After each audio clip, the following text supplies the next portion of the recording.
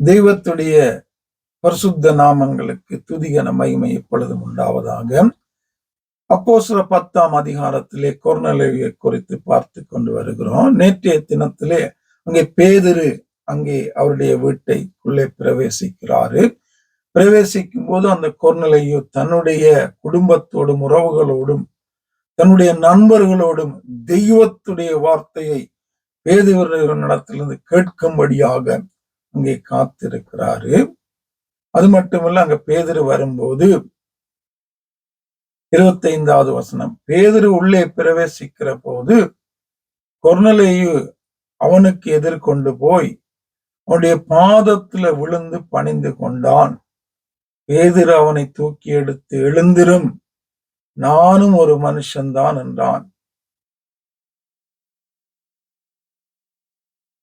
அப்ப என்ன, இங்க அங்க பேதுரு போகிறாரு. தேவ தூதனால தரிசனத்துல இவரை அழைத்து வா என்று பேசி அவர் அழைத்து வருகிறாரு. தேவனுடைய ஊழியக்காரன் என்று தெரியும். தேவனுடைய அப்போஸ்தலன், சீஷன் என்று தெரியும். தேவனுடைய வார்த்தை அவரிடத்துல இருக்கிறது என்று தெரியும். தேவன் அவரோடு இருக்கிறார் என்று தெரியும். தெரிந்தவுடனே இவர் என்ன செய்கிறாரு? அது மட்டுமல்ல, இந்த பேதுருடைய வாழ்க்கையில் அநேக காரியங்கள், அற்புதங்கள், அதிசயங்கள், வலிமையான காரியங்கள் பேதுருவை கொண்டு தேவன் செய்தார் என்பதையும் இவர் அறிந்திருக்க வேண்டும். அப்படி இருக்கிறபடியாக இவர் என்ன செய்கிறாரு? பேதுரு வந்தன போய் காலில் விழுகிறார். அப்ப பேதுரு என்ன சொல்றாரு? ஓகே, விழுங்க, நான் அதுக்கு தகுதியானவன் தான், என்ன பணிந்து கொள்ளுங்க, நல்லா கனத்துக்கு உரியவன் தாண்டு சொல்லல. இப்ப அநேக ஊழியக்காரர்கள் எதிர்பார்க்கிறது போல தங்களை உயர்த்த வேண்டும், தங்களை மகிமைப்படுத்த வேண்டும், முதன்மையான ஆசனங்களை வைத்திருக்க வேண்டும், தங்களுக்கு ஒரு இடத்தை தர வேண்டும், எங்கேயாவது போனா தங்களுக்கு ஒரு ஜபத்தை தர வேண்டும், தங்களுக்கு ஒரு பிரசங்கத்தை தர வேண்டும், தங்களை பாஸ்டர், தீர்க்கதரிசி, அங்க அற்புதங்கள் இப்படியெல்லாம் கூப்பிட வேண்டும், அழைக்க வேண்டும் என்று பேதுரு விரும்பல. என்ன சொல்றாரு? அவனை தூக்கி எடுத்து, எழுந்திரும், நானும் ஒரு மனுஷன்தான், நானும் உண்மை போல ஒரு மனுஷன்தான், என்னை பயன்படுத்துகிறது தெய்வம், எனக்குள்ளாயிருந்து கிரியை செய்கிறது தெய்வம் என்பதை அவர்கள் புரிந்து கொள்ளும்படியாக பேதுரு தன்னை தாழ்த்துகிறார்.